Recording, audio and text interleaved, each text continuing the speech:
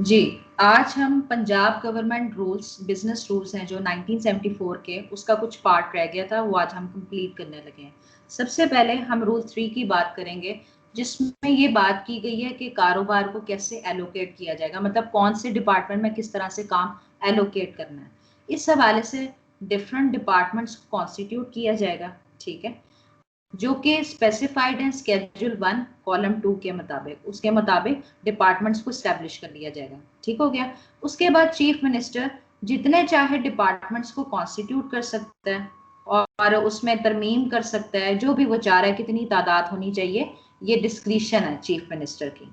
उसके बाद different departments में किस तरह से काम को डिस्ट्रीब्यूट करना है, वो स्केड्यूल 2 के मुताबिक कर दिया जाएगा। लेकिन याद रहे कि उन्हीं कामों को एलोकेट किया जा सकता है जो चीफ मिनिस्टर की क्या कहते हैं, उसकी कॉम्पिटेंसी में आते हैं, उसकी जुरिस्डिक्शन में आते हैं। ठीक है, उन्हीं डिपार्टमेंट्स के हवाले से काम को एलोकेट किया जा सकता है।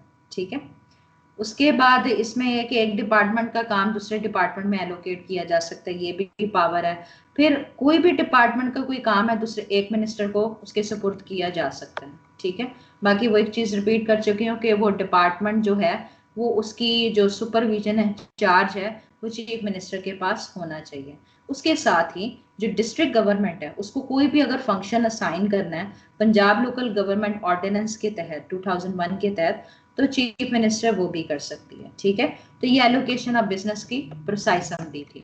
उसके बाद रूल 4 में देखते हैं कि जो डिपार्टमेंट्स हैं उनको कॉन्स्टिट्यूट किया जाएगा। अब जो इस्टेब्लिशमेंट होगी डिपार्टमेंट की, उसके अंदर जो मेंबरान होंगे, मिनिस्टर होगा, सेक्रेटरी होगा, उतने ऑफिशियल्स होंगे जितने के स्पेसिफाइड किए जाएंगे कि एक डिपार्टमेंट में होना जरूरी है। ठीक है, फिर उसके बाद जो सेक्रेटरी है वो स्टैंडिंग ऑर्डर के जरिए कामों को डिस्ट्रीब्यूट करेगी डिपार्टमेंट्स के दरमियान, जितने भी डिपार्टमेंट्स है कि कौन सा डिपार्टमेंट कौन सा काम करेगा। ठीक है, उसके बाद रूल 5 में चीफ मिनिस्टर के फंक्शन बताए गए। एक तो चीफ मिनिस्टर रूल 5 के तहत हेड ऑफ द कैबिनेट होगा, वो रिस्पॉन्सिबल होगा तमाम पॉलिसी मैटर्स के हवाले से कि डिफरेंट डिपार्टमेंट्स के दरमियान कोऑर्डिनेट करना है, और जो असाइन टास्क होंगे रूल्स और कॉन्स्टिट्यूशन के तहत वो भी परफॉर्म करना है। हाँ जी, आपको समझ आ रही है। उसके बाद मजीद ये बताया गया है कि अगर कोई किसी डिपार्टमेंट से कोई इंफॉर्मेशन कॉल करनी है तो उसका अख्तियार भी चीफ मिनिस्टर के पास है। उसके बाद अगर गवर्नर का कोई भी अगर कोई कैबिनेट के किसी भी डिसीजन के हवाले से अगर गवर्नर को कम्युनिकेट करना है तो उस हवाले से भी कम्युनिकेट किया जा सकता है, जो कि अमूमन प्रोविंस के अफेयर्स के हवाले से होगा या कोई लेजिस्लेशन के हवाले से प्रपोजल कम्युनिकेट करनी होगी। ठीक है, तो गवर्नर को उसके हवाले से कम्युनिकेट किया जा सकता है। फिर उसके अलावा कोई फन आप चाह रहे हो कि कोई इंफॉर्मेशन कॉल करना चाह रहे हो जो कि प्रोविंस के अफेयर्स के हवाले से है या लेजिस्लेशन की प्रपोजल के हवाले से, तो जिस तरह से गवर्नर अगर कोई इंफॉर्मेशन तलब कर रहा होगा तो वो मंगवाई जा सकती है। उसके बाद अगर कोई मामला है जो कि गवर्नर ये चाह रहा है कि कैबिनेट इस पे गौर फिक्र करे, ठीक है, तो वो फिर मामला जो होगा चीफ मिनिस्टर रखेगा ताकि उसको उस पे जो मिनिस्टर्स हैं उसको कंसिडर करें। ठीक है, के बाद अगर गवर्नर ये चाहता है कि ऐसा कोई मामला है जिसे रिकंसिडर करने की जरूरत है, जिसके हवाले से कैबिनेट की एडवाइस दरकार है, तो वो फिर जिस जिस तरह से भी गवर्नर कहेगा उसको दोबारा से मैटर को रिकंसिडर किया जाएगा। ठीक है, और बाकी मजीद ये बताया गया कि जो स्केड्यूल 7 का पार्ट ए है उसके हवाले से अगर कोई भी ऑर्डर पास करना है तो सबसे पहले चीफ मिनिस्टर की अप्रूवल जरूरी है। ठीक है, उसके बाद स्केड्यूल 7 का जो पार्ट बी है वो तमाम मामलात लाजमी तौर पर चीफ मिनिस्टर के सामने रखे जाएंगे ताकि उसके हवाले से उसको मालूमात रहे। ठीक है, और इसके हवाले से कोई भी इंफॉर्मेशन तलब की जा सकती है। हाँ जी, यहाँ तक क्लियर है आपको रूल 3, 4 और जी 5। बिल्कुल। उसके बाद हम रूल 6 के तहत मिनिस्टर के फंक्शंस पढ़ने लगे हैं, जिसमें ये कहा गया है कि वो अपने डिपार्टमेंट के बिजनेस को कंडक्ट करने के हवाले से, ये पॉलिसी मैटर्स के हवाले से रिस्पॉन्सिबल होगा। ठीक है, साथ ये मजीद बताया गया है कि अगर कोई अहम कोई मामला है सियासी इक्तिसादी पहलू से या एडमिनिस्ट्रेटिव मैटर है उसके हवाले से लाजमी तौर पर उसने चीफ मिनिस्टर के साथ कंसल्ट करना है। उसने हर केस को चीफ मिनिस्टर के सामने सबमिट करना है, उसको अहम मालूमात के हवाले से आगाह करना है चीफ मिनिस्टर को, और अपने डिपार्टमेंट के बिजनेस को कंडक्ट करना है। वही वाली बात दोबारा से इधर रिपीट की गई है। उसके बाद रूल 6A में ये कहा गया है कि चीफ मिनिस्टर अगर चाहे मजीद एडवाइजर्स सब स्पेशल असिस्टेंट्स को अपॉइंट कर सकता है ड्यूटीज की परफॉर्मेंस के हवाले से, और उनका जो टेन्योर है वो उस वक्त तक रहेगा जब तक कि चीफ मिनिस्टर चाहेगा, और उनकी टर्म्स एंड कंडीशंस को चीफ मिनिस्टर डिटरमिन करेगा, ठीक है, कि कितने अरसे तक ये क्या ड्यूटीज परफॉर्म करनी है। अच्छा जी, उसके बाद हम पार्लियामेंट्री सेक्रेटरी की ड्यूटीज के हवाले से बात करते हैं। तो हर डिपार्टमेंट के लिए जो पार्लियामेंट्री सेक्रेटरी होगा वो लाजमी तौर पर जो ऑर्डर्स इशू किए जाएंगे चीफ मिनिस्टर की तरफ से, तो वो उन तमाम पार्लियामेंट्री अफेयर्स से डील करेगा जो कि डिपार्टमेंट से रिलेटेड होंगे, जिस डिपार्टमेंट का काम उसको दिया जाएगा, ठीक है। तमाम पब्लिक रिलेशन के जो फंक्शंस है वो पार्लियामेंट्री सेक्रेटरीज को पूरा करेगी, ठीक है। उसके बाद इसमें ये बताया गया है कि जब तक आपको पार्लियामेंट्री सेक्रेटरी को कोई काम सुपुर्द नहीं किया जाएगा तो वो इंटरनल वर्किंग और या एडमिनिस्ट्रेशन के कामों में इंटरफेरेंस नहीं कर सकता। क्लियर है आपको? उसके बाद जी सेक्रेटरी की फंक्शंस और पावर्स के बारे में बात की गई है कि मजीद जो और फर्दर ड्यूटीज फंक्शंस डेलीगेट की गई हैं चीफ सेक्रेटरी के, कुछ और भी इख्तियारात हैं। सबसे पहली बात तो ये है कि सेक्रेटेरिएट का ये ऑफिशियल हेड होगा। फिर तमाम डिपार्टमेंट्स में एडमिनिस्ट्रेटिव मैटर्स से रिलेटेड जो भी एक्टिविटीज हैं उनमें किस तरह से कोऑर्डिनेट करना है, चीफ मिनिस्टर को कैसे केसेस सबमिट करने हैं, वो ये सारे काम चीफ सेक्रेटरी की जिम्मेदारी है। और वो इस हवाले से भी रिस्पॉन्सिबल है कि पब्लिक ट्रैंक्विलिटी का अगर कोई मैटर है तो उस हवाले से भी वो रिस्पॉन्सिबल पाया जाएगा। फिर तमाम डिपार्टमेंट्स के हवाले से कोई अगर इंफॉर्मेशन मंगवानी है तो उसका भी इसके पास अख्तियार है, और ये कैबिनेट का सेक्रेटरी होगा, ठीक हो गया। अच्छा जी, उसके बाद चीफ सेक्रेटरी के बाद हम रूल 9 के तहत सेक्रेटरी की ड्यूटीज और फंक्शन की बात करते हैं। अब सेक्रेटरी की जिम्मेदारी है कि जो पॉलिसी फ्रेमिंग होगी, ठीक है, ये जो भी मालूमात के हवाले से आगाह करना है मिनिस्टर्स को, जो कि चीफ मिनिस्टर के सामने सबमिट किया जाएगा, उस हवाले से मिनिस्टर को इसने असिस्ट करना है, ठीक है। सैंक्शन पॉलिसीज को इसने एग्जीक्यूट करना है। डिपार्टमेंट का, हर डिपार्टमेंट का ये ऑफिशियल हेड होगा, ठीक है, और उस डिपार्टमेंट में डिसिप्लिन कायम रहे, बिजनेस प्रॉपरली रेगुलेट हो, उसको कैसे एडमिनिस्टर करना है, तमाम जिम्मेदारियां इसकी हैं। उसके बाद कैबिनेट में जितनी भी लेजिस्लेशन के लिए प्रपोजल सबमिट करनी है उसके लिए जो अप्रूवल रिक्वायर्ड है मिनिस्टर्स की, उसके लिए भी ये रिस्पॉन्सिबल है कि वो प्रपोजल्स को सबमिट करें ताकि मिनिस्टर्स की अप्रूवल ली जा सके। साथ ही साथ बिजनेस की, डिपार्टमेंट की बिजनेस की रेगुलेशन के हवाले से भी ये जिम्मेदार है, ठीक है, मिनिस्टर को। साथ इंपॉर्टेंट मैटर्स इसने चीफ सेक्रेटरी को अपडेट करना है इस हवाले से, ठीक है। उसके बाद अगर कोई मिनिस्टर का ऑर्डर है जो कि उसको ये नजर आ रहा है कि इन रूल्स को वायलेट किया गया, तो उन जो वायलेटेड या जो डिसरिगार्डेड रेलिवेंट रूल्स होंगे उसकी तरफ इंटेंशन उस तरफ अटेंशन दिलाई जाएगी उस मिनिस्टर की, ठीक है। और अगर मतलब वो डिसएग्री करता है सेक्रेटरी के साथ तो फिर ये मामला चीफ मिनिस्टर के सामने रखा जाएगा कि क्या वो इस पे ऑर्डर करता है, ठीक हो गया। उसके बाद जो भी स्टैंडिंग ऑर्डर हैं, मालूमात जो होती हैं उसको किस तरह से डिस्पोज ऑफ करना है, ये भी इसके मामलात में शामिल है। फिर ये है कि केयरफुल ऑब्जर्वेंस करनी है रूल्स की डिपार्टमेंट में, इसके लिए भी वो रिस्पॉन्सिबल है। स्पेसिफिक इश्यूज डायरेक्ट करने हैं बिजनेस की कंडक्ट के हवाले से, अगर वो डिस्ट्रिक्ट गवर्नमेंट को फॉरवर्ड करने हैं कि वो ये परफॉर्म करें टास्क, तो उसके लिए भी वो रिस्पॉन्सिबल है, ठीक है। अच्छा, जब वो कोई ऑर्डर्स कोई केस सबमिट करेगा ताकि मिनिस्टर के ऑर्डर्स लिए जाएं, तो इस हवाले से ये ड्यूटी है सेक्रेटरी की कि वो लाजमी तौर पे सजेस्ट करेगा कि आपका लाइन ऑफ एक्शन क्या होना चाहिए। हाँ जी, यहाँ तक ठीक है, क्लियर हो गया आपको? अच्छा, अब हम जी जनरल बिल्कुल। प्रोसीजर देखते हैं कि बिजनेस को कैसे डिस्पोज ऑफ किया जाए। अच्छा, अब जितनी जो इंस्ट्रक्शंस हैं कि कैसे आपने बिजनेस को डिस्पोज ऑफ करना है, इस हवाले से एक डिपार्टमेंट है services and general administration department, वो इंस्ट्रक्शंस इशू करेगा, ठीक है, सेक्रेटेरिएट इंस्ट्रक्शन के तौर पे, ठीक हो गया। और अगर कभी ये कोई डाउट अराइज होता है कि कौन सा डिपार्टमेंट है जो इस केस को इंटरटेन करेगा, तो वो जो मामला है चीफ मिनिस्टर के सामने रखा जाएगा और उसके जो ऑर्डर्स होंगे वो फाइनल होंगे।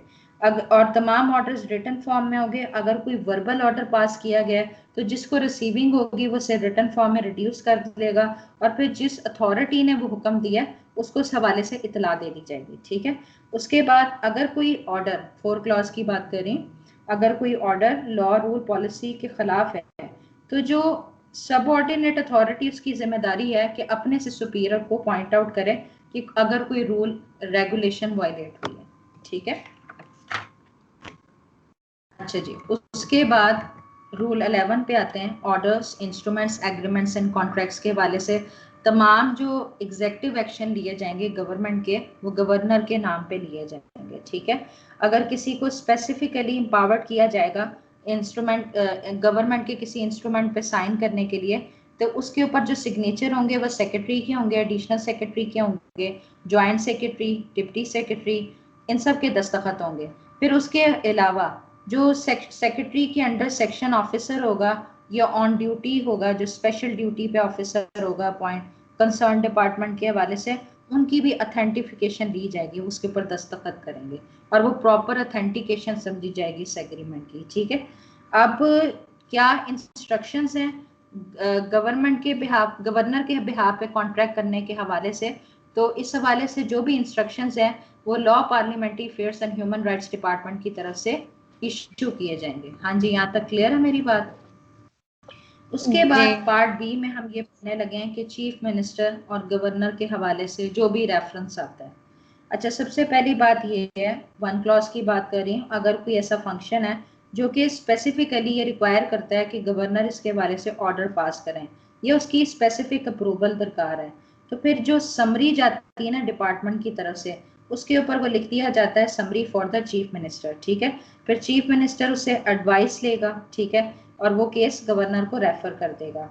फिर जब गवर्नर उसको देखेगा और उसे अप्रूव कर देगा तो वापस वो चीफ मिनिस्टर को रेफर कर देगा। ठीक है, इस तरह का जो केसेस आएंगे उसके वाले से जो इंस्ट्रक्शंस हैं वो स्केड्यूल 3 पार्ट ए में प्रोवाइडेड है। ठीक है, अच्छा, और स्केड्यूल 3 का जो पार्ट बी के केसेस हैं वो भी गवर्नर को सबमिट किए जाएंगे चीफ मिनिस्टर के थ्रू ना, इंफॉर्मेशन के लिए।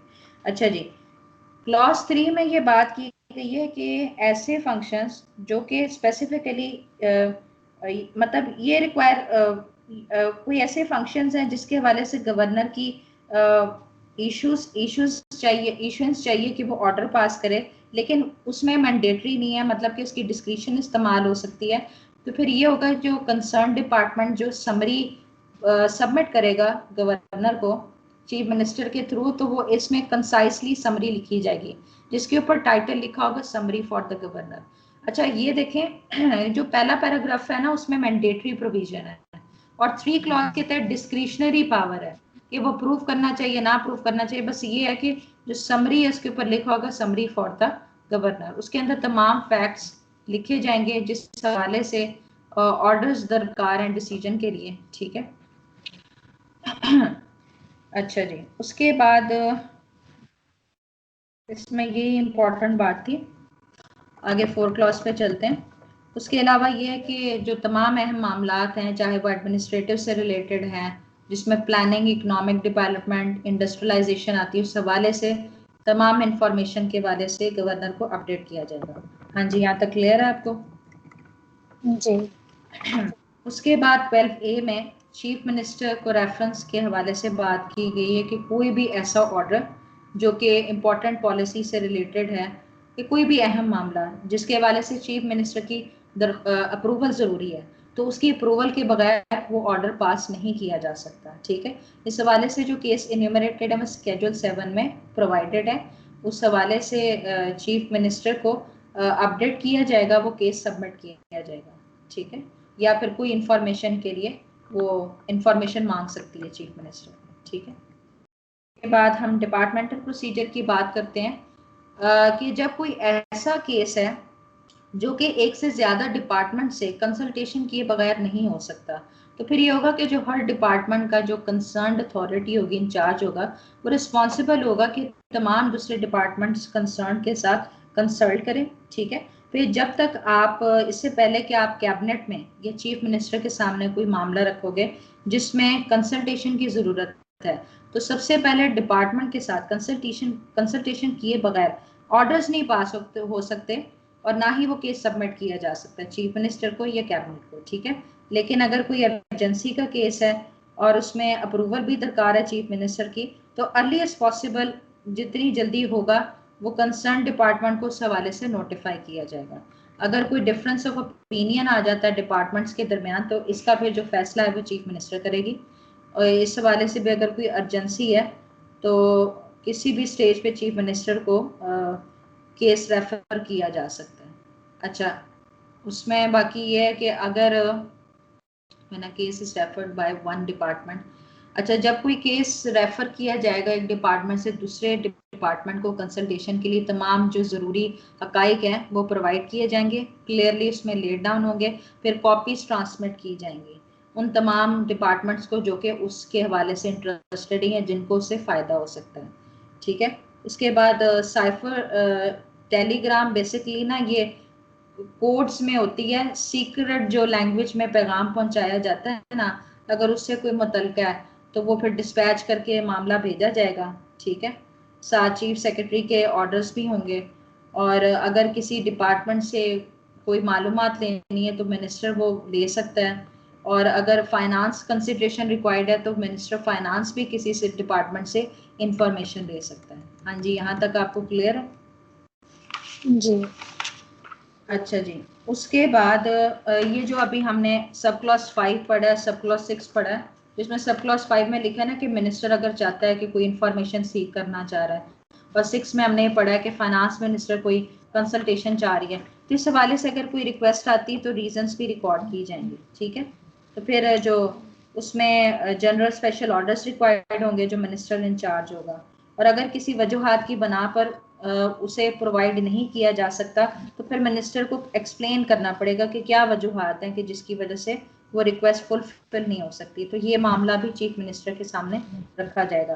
फिर अगर कोई मिनिस्टर ये चाहता है कि फर्दर एक्शन लिए जाए दूसरे डिपार्टमेंट के हवाले से, तो फिर ये मामला जो है minister in-charge of that department, मतलब उस डिपार्टमेंट का जो इंचार्ज होगा उसके सामने ये मामला रखा जाएगा। हाँ जी, क्लियर है आपको? जी।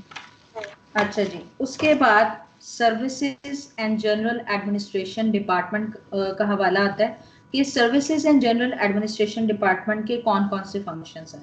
सबसे पहली बात ये, सामने आपको नजर आ रहा है कि जितनी भी अपॉइंटमेंट्स होती हैं उस हवाले से जो रिक्रूटमेंट है, सर्विस की कंडीशन क्या होगी, डिसिप्लिन मेंटेन करना है, कोऑर्डिनेशन रखनी है गवर्नमेंट सर्वेंट्स के दरमियान। ठीक है, और कितनी तादाद होनी चाहिए। ठीक है, कोई पटिशंस आती हैं, इस तरह के जो मामला आते हैं, ये तमाम चीज़ें service and general administration department देखेगा। ठीक है, इस तरह से ये साइज के मैंने बता दिया। अच्छा, अब इसमें ये बताया गया है कि ये कुछ मामलात हैं कि जैसे कि डिपार्टमेंट के जो फंक्शंस में कोई रिडक्शन एक्सटेंशन करनी है, ट्रांसफ़र का कोई मामला है, कोई इस्टेब्लिशमेंट को दोबारा, कोई डिपार्टमेंट को दोबारा से रीऑर्गेनाइज करना है, कोई रूल्स की इंटरप्रिटेशन का मामला है, टर्म्स एंड कंडीशन का मामला है, तो इस हवाले से पहले कॉन्फ्रेंस रखी जाएगी, फिर ये मामला तय होंगे। ठीक है, कॉन्फ्रेंस किसकी ली जाएगी? Service and general administration department की। ठीक हो गया? अच्छा, अगर कोई मामला फाइनेंस डिपार्टमेंट से रिलेटेड है, ठीक है, तो उसमें सबसे पहले इस डिपार्टमेंट की कॉन्सेंट ली जाएगी। ठीक है, और चीफ सेक्रेटरी इस पर्पस के लिए ना फाइनेंस डिपार्टमेंट के सेक्रेटरी के फंक्शन सर अंजाम देगा। ठीक है, क्लियर है? समझ आ रही है आपको? जी। जी, अच्छा जी, उसके ये बाद मैंने रूल पढ़ा भी था 14 आज ना। अच्छा, रूल 14A में ये बताया गया कि चीफ मिनिस्टर की जो इंस्पेक्शन टीम है उसका जो चेयरमैन होगा वो हेड ऑफ द डिपार्टमेंट होगा, जिसे सेक्रेटरी का दर्जा दिया जाएगा। ठीक है, ये एक अलहदा से टीम तश्कील दी जाएगी। अच्छा, अब जो चेयरमैन होगा इस इंस्पेक्शन टीम का, वो रिस्पॉन्सिबल होगा चीफ मिनिस्टर की तरफ से। ठीक है, जो भी ऑर्डर्स डायरेक्शन पास होंगी चीफ मिनिस्टर की तरफ से वो उसने फुलफिल करनी है। ठीक है, फिर होम डिपार्टमेंट, अच्छा जो होम डिपार्टमेंट होगा उसने तमाम मामला के हवाले से, खसूसन तौर पर जो पब्लिक ट्रैंक्विलिटी के हवाले से, उसने आगाह करना है चीफ सेक्रेटरी को। ठीक है, उसके बाद रूल 16 में कंसल्टेशन विद फाइनेंस डिपार्टमेंट के हवाले से, जिसमें ये कहा गया कि फाइनेंस डिपार्टमेंट से रिलेटेड अगर कोई ऐसा मामला है तो उस हवाले से पहले फाइनेंस डिपार्टमेंट से कंसल्ट किया जाएगा, फिर ऑर्डर किए जाएंगे। ठीक है, उसमें जो भी रमीशन है, रिलिंक्विशमेंट है, एक्सपेंडिचर्स का मामला है, टैक्सेस की इम्पोजिशन का मामला है और लोन्स का मामला है, ग्रांट्स जो दी गए हैं, मतलब कि फाइनेंशियल से रिलेटेड जो भी मामला हैं उसमें पहले फाइनेंस डिपार्टमेंट की अप्रूवल ली जाएगी, फिर आगे ऑर्डर्स इशू किए जाएंगे। ये 1 क्लॉज में ये बताया गया, ठीक है। और अगर कोई रूल्स की इंटरप्रिटेशन रिक्वायर्ड नहीं है, और ना कोई अमेंडमेंट अगर रिक्वायर्ड है, तो फिर उसमें ज़रूरी नहीं कि आप फाइनेंस डिपार्टमेंट मतलब ना just service and general administration department से कोई कंसेंट ले, अगर ऐसा कोई मामला नहीं है, ठीक है। अच्छा, उसके बाद अगर कोई ऐसा प्रपोजल है जो कि पहले उसके लिए फाइनेंशियल डिपार्टमेंट की कंसेंट ज़रूरी है, ठीक है, तो वो फिर जो रूल्स फ्रेम्ड होंगे उसके मुताबिक फिर ऑर्डर्स पास किए जाएंगे, जिसके लिए स्क्रूटनी कंडक्ट की जाएगी सबसे पहले फाइनेंस डिपार्टमेंट है, फिर ऑर्डर्स इशू किए जाएंगे अगर आपने कोई प्रपोजल सबमिट करना है, ठीक है। हाँ, इसके अलावा हो सकता है कि अगर पावर्स की डेलीगेशन हुई है तो जो रूल्स फ्रेम्ड हैं उसके मुताबिक पावर्स एक्सरसाइज की जाएंगी। जो ऑडिटिंग के हवाले से मामला आता है उनके हवाले से ऑडिटिंग अथॉरिटीज को सबमिट किया जाएगा, कम्युनिकेट किया जाएगा ये मामला, ठीक है।